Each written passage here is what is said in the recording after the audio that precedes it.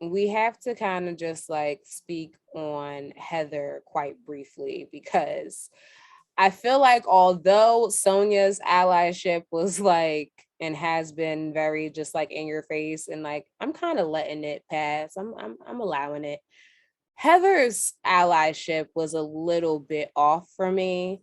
I first was kind of, okay with it, but then it started to make a turn. And then she started saying things that she don't have no business speaking on. Saying that she really articulate. Oh God, or speaking to the fact that she understands the Black experience because she worked in the city. She's been in Black homes. She's been to Black homes, and when Ebony said that, y'all, and when Ebony said, "Oh, please tell me what was that like?" I'm sorry, Ebony. I need to know, were you trolling or not when you said that? Because I understood it as a troll, and she was like, "No, I'm being serious. I'm being serious. I don't think you're being serious. I hope you were trolling because literally when she said that, I was like, you've been to the Black home." Our sister Ebony was for sure trolling. And you had a great time to hear the response. Like, weren't you waiting on the edge of your seat for that response? Our sister wanted to give us that content. She wanted to give it to us because it was for sure a troll. And I for sure was sitting there listening like, oh Lord, what I think this lady. She was invited to the cookout, and now you see what happens when you allow everybody into your cookout, y'all. This is why you can't invite anybody to the cookout. I'm sorry. I am sorry because I used to try to invite people too. But you can't because you give them an inch and they take a mile. But she got tossed by Lil Leah.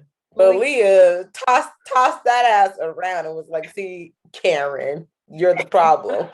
It's like you really hate when someone means well, but they just are not hitting the mark. Yeah. Like, ooh, it's so and hard. Then when she said to Ebony when she was walking out, "Oh my God, you're so articulate." Like, even Leah was like, and she didn't even have to say it because it was very like matter of fact. Like as she's walking out the room, like, "You're very articulate, by the way." Like, you could have just walked straight out the room. You could have just left. Yeah, and then for Ebony to have a sleeper behind her, oh, she means well. I hate that she means well. Sometimes like just. I feel like although like she kind of just had to brush that off because that wasn't the biggest blow in the room. Like that's the reason why she had to kind of just address that as that. But I do want to also speak to Heather. She did go on Watch What Happens Live, and she had a handwritten letter that she read to the public, basically apologizing to Ebony with her comments of her being articulate and the things that she mentioned in that episode. And I know that there are mixed opinions about this. But I will say personally, I'm a person that has to write things down for sure, especially if I want to remember every single bullet point and not sound stupid nor dumb. So like, I did not have a problem with Heather coming on to Watch What Happens Live with the letter, but some people just felt like it was not authentic and this is something that has been practiced and rehearsed. Like Heather should have just came and just, spoke from her heart. But I do. Come on, mama. Yeah. I think even though what she said in the letter was nice, like that's what we need to see more of that. It was very rehearsed and there was no emotion behind it. And it's like, I'm not going to be that person that's going to discredit every single thing that people are trying when they're trying, to right their wrongs. Yep. However, I did feel personally, it was very like high. It was very political. Yeah, I am Heather, and I'm here to apologize to the Black community or anyone that I could offend with my words. Like, it was very like, yeah, he was that kid in class. Nails on the chalkboard. Basically. You know what's always just crazy to me? It's just like the same energy that y'all put out for all the other just shit that y'all would just be talking about. Like, that's the same energy that we want in return, though. Like, again, we're not looking for y'all to just be so politically correct here. Like, you guys are putting that pressure on yourself. We would just rather you just acknowledge the fact that, like, literally you could say in literally 5 words, My bad. I misspoke. My bad. I fucked up. Like, it could literally be in 4 to 5 words, and y'all are thinking way too hard. And I think that although the letter in itself, like, I understand why she brought it, I do feel like the words of the letter just didn't feel like the Heather energy that we normally get. Like, where was that Heather energy that, you know, like, where was it? Where was it?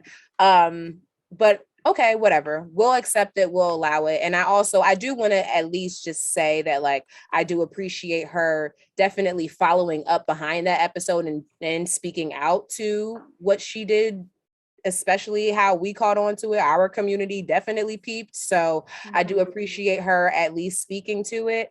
And also bringing it to Watch What Happens Live, because I ain't trying to throw nobody under the bus, but I know nobody else was about to bring it up onto the stage. So let's talk about the person that sits on stage every night with the cards.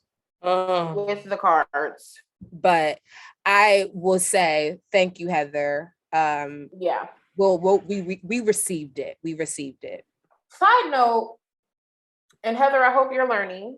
Heather, I hope you're listening. But white people, white cousins, if you're listening, you don't have to, when you get around us, when you get around Black women, you don't have to, hey girlfriend, like, and I've noticed that with Heather a little bit. She gets this kind of like a different cadence and you know, she starts to use different words. Yeah, you don't have to do that with us. He has a different. If you wouldn't call Sarah girlfriend, you don't have to call me girlfriend. Like, or it's just like the tone. It's like, and girl, no, you don't need to do that. Yeah, you really don't gotta do that. You can just talk to me, because all the like twitching your neck, I don't do that. My mom actually told me to stop doing. I tried that at home. I got popped for that. Yeah, I don't do that. I don't even do that. I don't do that. That does not translate. Cannot compute. It makes us feel uncomfortable when you do that. 100%. Yes. Very. I was watching somebody's story the other day, and I'm sorry to say, I feel like it may have been Kelly Dodds, but she was with a Black person, was like bringing her luggage up to her hotel room. And she's like, this is, I don't know the woman's name. This is Stephanie. Hey, Stephanie. Yeah, girlfriend. Like, I hate that girlfriend bull. Like, I hate that stuff. Because first off, I really ain't your friend. So please don't put my name in that same sentence and be directing that to me. We're not even friends. I don't know you. Like, also, we don't talk to each other like that. Right. Hey, but actually, I'd be like, hey, girlfriend. Yeah, we don't do that, but I would like, girl, okay, girl, I will do that, but that's just right. But they're colonizing headscarves from the beauty supply store, and I'm not here for it. Oh, how do you do that? We can't have shit. No, no, I don't even want to get into the subject. I don't, because like, you know what really hurts my heart? The demise of Sally's, like the demise of Sally's, like Sally's has died and is no longer at all a place that I will ever step foot into if I need the bare essentials, because they don't even have that stuff. I feel like everything is also on the shelf watered down. I don't know what I'm getting. I just feel like also I'm not welcomed anymore. I used to walk into a Sally's and know the lady at the damn register. Now I'm walking in and it's Suzanne checking me out, and I'm just confused. No, it's Suzanne watching you up and down the aisles. That too, from the mirrors up top. Oh, that part, and then trying to say, "Oh, do you know what you're looking? Oh no, I know what I'm looking for. Do you know what's on the shelf? Do you know what Soul 48 is? Do you know who you're following? Like, do you know what's on the shelves? Like, y'all don't even understand the product on the shelves, but running the store. Ooh, wrong Blackie. I don't steal. Okay, you don't need to like. I never even went to Sally's for any like hair supplies. I went to Sally's for nail stuff, and that's it. And the only Sally's that we had in my town closed a long time ago. So it's just definitely gone for stuff. I was like Sally's like a few weeks ago for design essentials. The only thing is that Sally's is like your like basic of basic needs. Like if you need bobby pins. Yes. but because you could get a better deal at your hair shop that you know that you. But see, in the city, I have to go to Oakland to go to a good spot because I'm in the city. If I'm in the city, there's 2 beauty supply stores, but they should be taxing, so I can't go there. But I have to go to Sally's sometimes to get, because like if I want design essentials at a beauty supply store, they'll charge me like at Sally's it'll be $11. At the beauty supply store, it'll be like $20. Okay. So I have, for certain things I have to pick and choose where I go to, because they be trying to tax us in the community. But I feel like I mean I never went to like Sally's to get like hair and other things, but I used to braiding hair. Don't get that. I used to never. I used to get like the essentials, but like when I say nowadays, even some of these Sally's don't even have the essentials that we used to purchase. They only have the essentials now for a certain demographic, especially if your Sally's is in a certain township neighborhood, or county. Like why are y'all watering? No, stop watering it down. White people are not the only people that live in the suburbs. Where are the products for me? Where are the just for me? Like I need girl, the day I see just for me, do they even sell that at Sally's? Just for me is definitely still a business that's booming. Don't sleep on it. But I'm saying at Sally's. Are they cultured enough to have that? Girl, no. They don't even have the Carol's daughter. Some of them don't even have like, and I'm saying essentials. Let's not act like Carol's. I need the Black community to let go of Carol's daughter. Okay. Also, let's be honest. Carol's daughter. Hold on. I believe Carol's daughter. That's what I was about to look at. But I know that's a problem with our community. We have a lot of products, obviously, that we are using, and they are not Black owned, and we're trying to make that migration. We're going to work on it. We're going to do better. We are. The problem is the marketing. They trick us sometimes. For sure. Like Shea Moisture.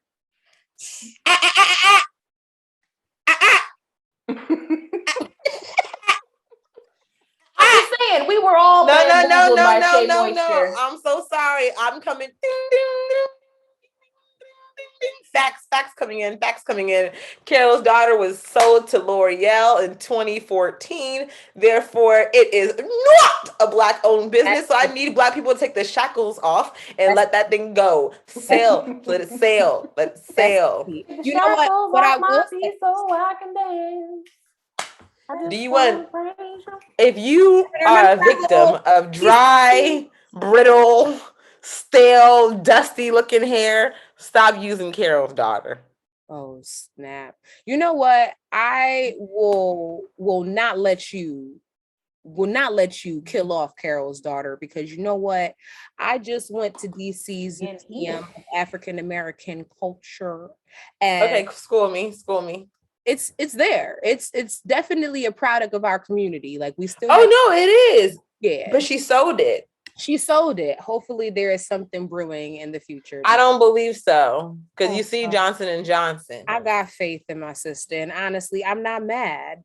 No. Good for her. Good for her, and her being a pioneer, and her doing what she had to do. Start something else. She's gonna start something else. Don't worry. I want her to, because L'Oreal, once the big companies get a hold of those products, the big companies come with the big chemicals. Okay, let's just say that. True. Yikes. True. Facts. Okay, so can we skip to Bershawn? So back on track. We have not spoken to the cousins yet about our opinions on a new face, besides Ebony Williams, to the Real Housewives of New York franchise. And that would be the introduction of Ramona's new BFF, Bershawn. So, does BFF stand for Black First Friend? That's exactly what it stands for, madame. Because that is exactly the energy that I am picking up with what is being put down. She's giving me rent a friend vibes. Like, yes. It's like Ramona went out and rented a Black friend to come and make her not look racist. I mean, Bershawn is a gem herself. Like, this is no tea, no shade to Bershawn. No. This is all to do with Ramona's trifling. I want to say she's a gem because she's bringing something. All we have is I love Leah, but all we have is her fake tears. Like Ebony I love her too. We have her history lessons. For someone who is Black, it's not entertaining. No. It's just like I feel like I'm watching PBS. But it's gotta be done. So we're not mad. Yeah, but it's gotta be done. So I'm not mad at it. I'm not mad at it. It's not entertaining though for the Black. Yeah, for me, it's not entertaining, but she needs to do what she needs to do, make the Black folks uncomfortable. Okay, do that. Check. But other than that, there was nothing else happening. Luann, what is she doing? Nothing, because she's sober this year. Oh yeah. Okay, so because you sober, you don't have nothing going on in your life. Like, hold on. No. I really need that, y'all. So they can only be on these shows if they're drinking. Like you cannot be on this show if you're sober. Like that makes no sense to me. Then like what's I need life. Alcohol only bring out the real life in you, then you shouldn't even be on the show. Well, I think it shows that some of these people are pretty boring otherwise. Okay. Thank you. That's what I was about to say, because it depends on the person. I think that says a whole lot about the person more than anything. Like, who are you when you are sober? Like, do you always have to be paired with your vice in order for you to be present in a room? Like it says a lot, I don't know who Luann is besides the fact that she's given pushback to Ebony this season. And I'm hearing her pinpoint certain things in conversation. And Can I tell y'all how Luann's tone towards Ebony and now Bershawn makes me want to reach my hand through the screen and pull her by her hair? Yeah, the tone that she takes with these women, it's very much giving me, I'm gonna put you in your place. Yeah, like you think no, let me show you who knows. Like you think that don't you dare come in here and tell me that I'm not educated. I don't like that tone, but I don't either. She keeps doing it to the Black women.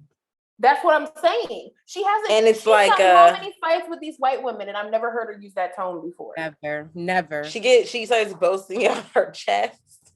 Yeah, this is. So really that's what we're getting from Luann this season. Why are we seeing it in this light? It's because we're finally seeing it, because they're finally putting it in our face. That's why we're seeing it. Yep, we're seeing it. Keep the cameras rolling. And because I'm like, Luann, I've never known you to be like this. As we know, there's about to be a shakeup with New York, and yes, anytime, when I hear shakeup, let's bring it. Do something, because right now, I used to love Luann, I still have a little small spot for her, but this season, I'm like, girl, I think I'm seeing who you actually are. Like I always had a little inkling, a little feeling, but now that my sister Ebony is in the room with you, look at how you're handling yourself. I had more faith for Luann, given the fact that she was a countess, she's well traveled, she's a polyglot, she's a cultured woman, she has had exposure. Whereas I feel like Ramona gives me new money straight from the trailer park to the high rise. You know what I mean? Mm-hmm. So and of all people, we see Sonia showing up better than Luann. Right. Sonia also well-traveled, well-informed, she's floated around in some high circles, but she's seen some things. Yeah. So I think that Luann, as someone who was a huge fan of the Countess, to see the way that she's treating Ebony and Bershawn and some other things that she's done throughout the years that I had to go back and watch. It's like, damn, Luann, I thought you were better than this. I really did. Man, oh man. Bershawn, though. Bershawn. All right, before we dive in a little bit deeper into Bershawn, the friend of, I do just want to call out that she is a sister and a warrior to me. She is a shero. She is going on her 13th year in remission, being a breast cancer survivor. So that is powerful in itself. We learned that as they were on the bus heading to Salem, which is a trip that your girl Leah planned. And honestly, I felt like she planned this trip just to laugh at these women. Like, we had no idea what they were in store for. And she wasn't lying. She said that these women are some witches, because I felt like something was happening in the air of that place. Something in the hotel, something. Something was happening. You know, I was very intrigued to definitely learn more about, you know, Bershawn and Ramona's friendship. You know, how did these two women meet one another? How are they clicking? You know, what is it that they connect on? You know, I was waiting to kind of see that. And Salem kind of popped off and we saw something completely wired crazy. So well, I first want to say that, like, Bershawn, the first time we met her was at the Harlem dinner. Yes. And I was a little off put by her kind of taking the side of the white women, as Ebony, you know, was putting herself out there and trying to educate them about the Harlem Renaissance and those sorts of things. Yeah. So for Bershawn, like, even if Bershawn didn't like the event, if that was me and I went, even if I thought it was corny, I didn't like it, whatever, I'm not going to sit in front of a table of white women and say, no. You know what I mean? That's one of those conversations where you pull your sister or your brother to the side, you know, when if you have anything to say, when there's not company in the room, and you tell them, hey, listen, hey there, listen, next time. I don't know if this is what you do. Next time, move this way. Next time, next time we move a little differently, instead of doing that in front of our other counterparts. But I'm gonna tell my brother and my sister on the side, not in front of everybody, like what's really going on. And I felt like Bershawn definitely kind of, you chose the wrong moment at that time to definitely speak to unity and everybody being the same. And you're tired of people creating a gap. Well, baby, the reality is there's a freaking gap. There's a huge economic gap. This gap is still happening in 2021. Your life also, and the success that you have, I'm sure that you've had to go beyond and do things, which again is the gap that we are constantly going against. So like, baby, you can't have those type of conversations in front of those that are already, you know, given the energy to not receive it. Like, I feel like, you know, you didn't know what Ebony's mission or intention was before you started shooting it down. And it was just like, for what? Like, did you want to just be the hero in that conversation, to be like, you know, everybody jump on this bandwagon of like, oh yeah, everyone is equal. Like, Ebony, why don't you see it the way Bershawn sees it? Like, was that what you were looking for? Anyway, back to Bershawn. Okay, so she doesn't stand up for Ebony. She kind of does that all lives matter routine, shuck and jive that we've all seen from some other Black people before, you know, trying to get in, you know, maybe if I put this Black person down, they'll like me more. So move on to the trip. She wasn't trying to like these white people on the trip. Not at all. Right? I don't really know what was boring and said they were like grandmas. Yes, she literally called them boring, and Ramona thought it would be cute to jump on a table. That's all I remember. Like, no, girl, that is not on the itinerary. You missed with it. the shoes on in a restaurant. In a restaurant, got the waiter looking at you crazy. All she could say was, "I'm down with it." No, she not, but she is. No. The tip. Right. Like, so these ladies got hella offended when Bershawn said that they were boring and grandmas. And I feel, especially Luann, I feel like if a white woman said that, which Leah has come at them before, they would not have that tone. They wouldn't have. I agree with that. I definitely. And they probably would have been like, we're not boring, blah, blah, blah. But they wouldn't have been like Luann getting her stern voice. I was gonna say, it's just she just needs something to just have a problem with, because it goes with, that's what she took and ran off with Ebony saying that she had more education than everyone there, which is a fact. That's a fact. Ran off. She did not lie. If anyone else has a Juris Doctorate there, let us know. Or a medical degree, let us know. But you a PhD, you don't. It's okay I'm okay with admitting that someone has more education than me. Like, I mean, that's a fact. I was about to say, when these are the facts, like, like I don't even understand what that was even about. Don't lie. She didn't say smarter. Ebony was black. But she didn't say smarter. Right. She didn't say any of that. She just said she's more educated. That's a fact. Anyway, child, I said that all to say she just needs something to start. She gets a little tickled. She gets a little tickled by black. Oh, she's very tickled about black women. I think. Yeah. Interesting. For sure. It is interesting. It is interesting. And so, like, her and who else said they were leaving? Well, first, no, Bershawn said this. Sonia, who was drunk. Mm-hmm. Yeah, that's another thing. She's always trying to kick somebody out of somewhere. If you don't like it, you can go. Just like she kicked out Ebony. Tried. Ebony will happily leave and exit the door. And that. But I meant to say that to y'all. Why does she do that? Like, anytime something happens, she's always trying to like dismiss them. Don't do that, girl. Don't do it. Yeah. Luann is showing her ass this season, y'all.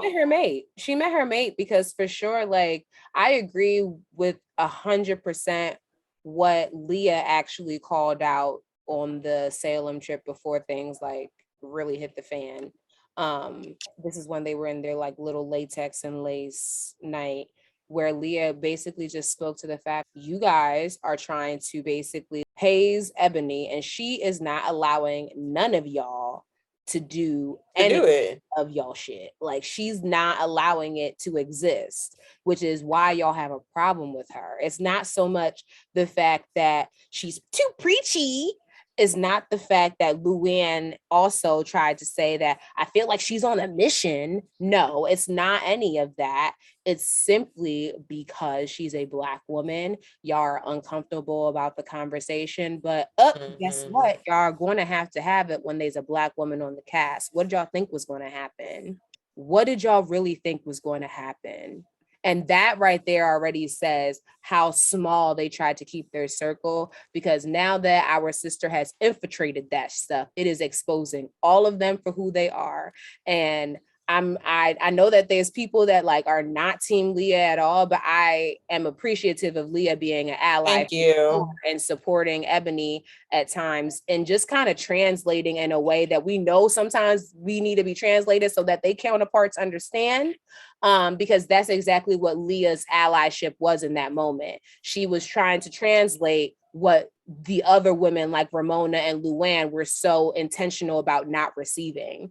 And I appreciated Leah in that moment. And I do believe that like it is part that she is new to the cast, but it is 100% because she also is a Black woman. Let's be very, very clear with why these aggressions feel a certain type of way.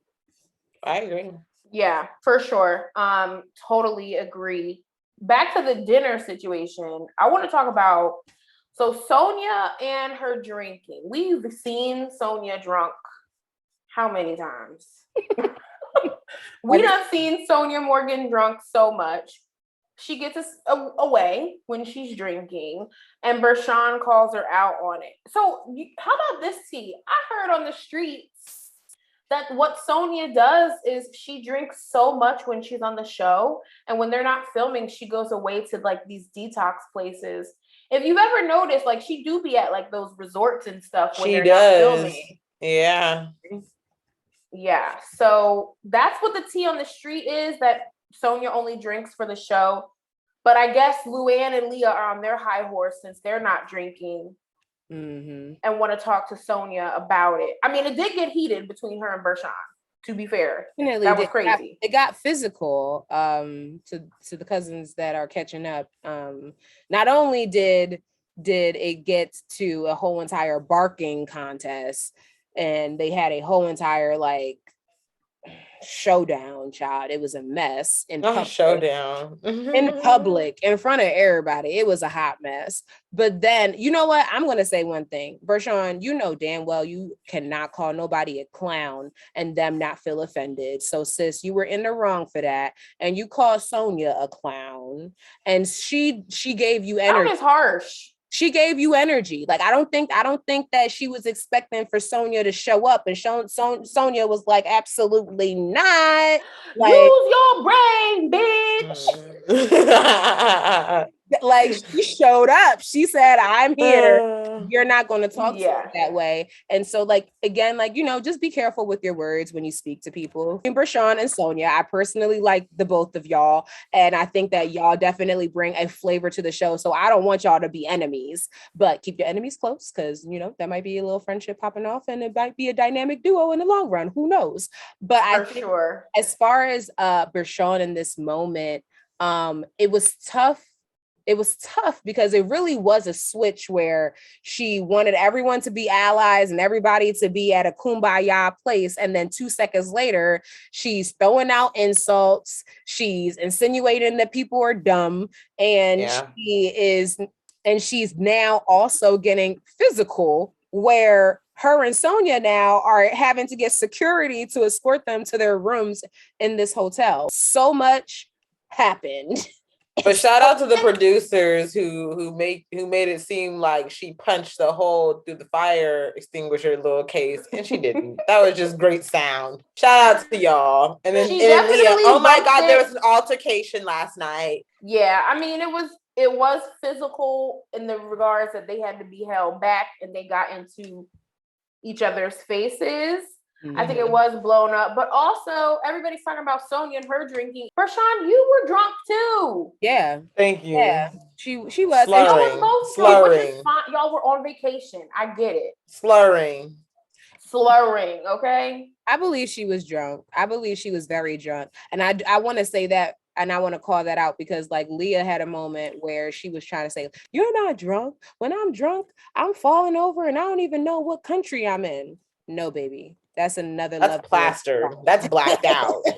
Girl. That's that chocolate. Telling yourself. That's that chocolate waste that y'all be talking about. That's a different level. Exactly. We ain't talking about that. I can definitely, and I have definitely been at a very functionable drunk place before, and that is what we saw Bershawn at. And so I definitely believe, like, you know, she was talking too much. The liquor probably got the best of her, but I'm just like, damn, why Sonia? Which made me think even deeper as to, like, was this kind of a plan? Like, is she out to get Sonia? Because you already know that Sonia and Ramona have this like weird tension, this sisterly tension that they always have. And Ramona did brief Bershawn before they got there, y'all. So we got to also kind of think about that. Like, is Bershawn gunning for Sonia for any specific reason? I think she went after Sonia because Sonia is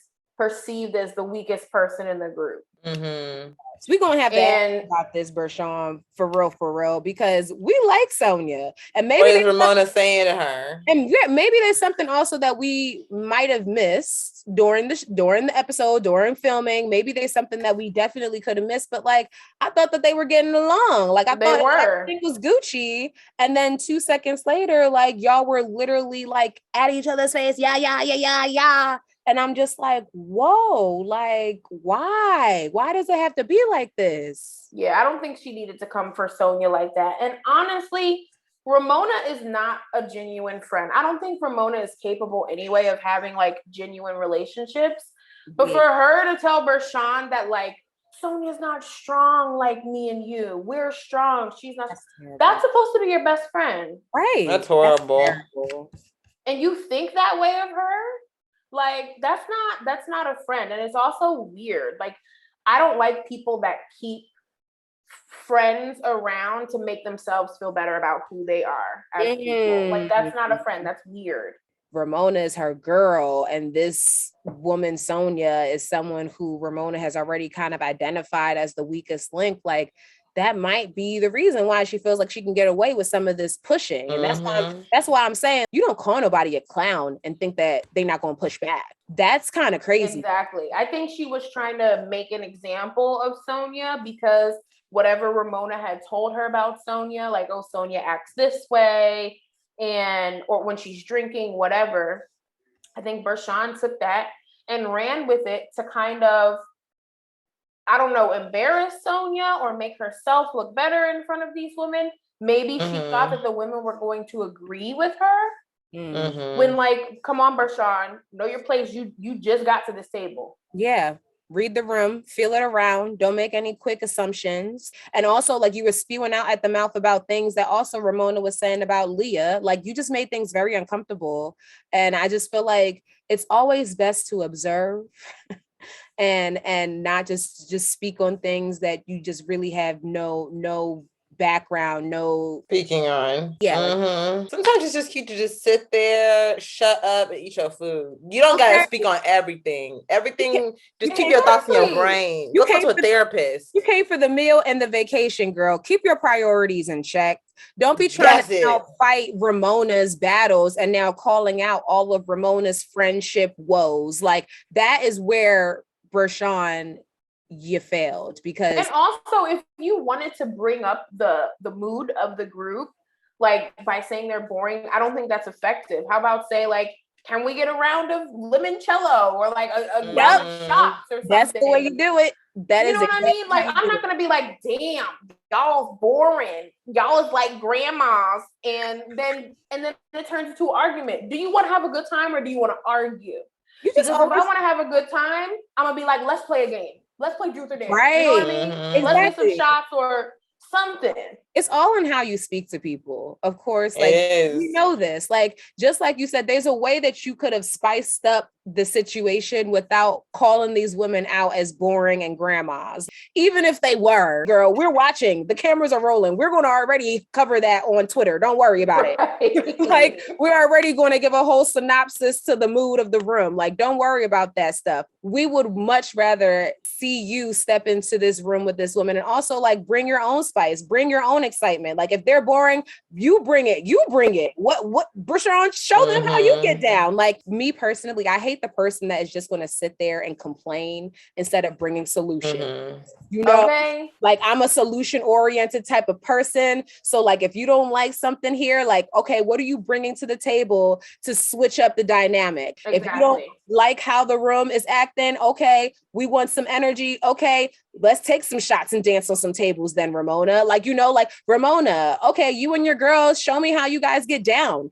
That's more of how she kind of should have entered the situation, but it literally downfalled. And I do definitely blame some of that on the liquor, but also, as you mentioned, Devin, very telling of who Ramona is as a friend, because there were so many times where she literally said out of her mouth even, which is why I know she's only been friends with our sister Bershawn for like 6 minutes, bro. But she literally said out of her mouth every 5 seconds, like, I don't know what to do. I don't know how to control her. First off, you will never control another woman. You've lost your mind. Chill out with that. But for you to even address the fact that you don't even know how to speak to your friend Bershawn when she is clearly, you know, making an example of herself at that moment. They're not friends. You're not friends. You're not. They hung out a couple of times. Ramona said, "Oh, I got it. Everybody's calling me racist." And I found this black girl. Yeah, I was gonna say Bershawn is Ramona's. I have a black friend. Yeah. That's exactly what that is, because you could clearly see even in that moment, she couldn't even communicate to Bershawn, even as a friend, like, because, you know, if your friend is wilding at a party, you know, if your friend is, you know, posture all conflicted, you're like, baby, we gotta get your posture together. Like, you're acting out. Ramona just sat there like watching and looking at the demise of Bershawn in front of everyone, when you could have easily, Ramona, just been like, let me pull you. You're always quick to run out the room, Ramona. Why didn't you pull your friend and run out the room? I feel like that should have happened naturally. Okay. That should happen naturally, you know? I think low-key Ramona was enjoying it. I think, like I said, I don't think she thinks highly of Sonia, and she doesn't care about Bershawn because she doesn't know Bershawn from Sam. Facts, everything. And so she was probably enjoying it, and probably enjoying the fact that people weren't sitting around calling her racist. People weren't sitting around talking about her voting for Trump. Or Trump, or and her morals aligning with white supremacy. So she was probably just happy that there was some other drama happening, and just so happened to be with her black friend. 100%. I agree, Dev. Exactly what it was. We hate to see it, but Ramona has shown us time and time again who she is. I don't think that she has genuine relationships with anybody. Yeah. Maybe Mario and her daughter, but like, you know, any woman that has 50 close girlfriends that you ask for $100 from so you can buy a new bag. Questionable. Question mark. Yeah. I don't think that Ramona is a genuine person, period. Yeah, I would agree with that as well. I definitely, I'll wrap up and say that like I'm really enjoying Sonia right now, mid-season.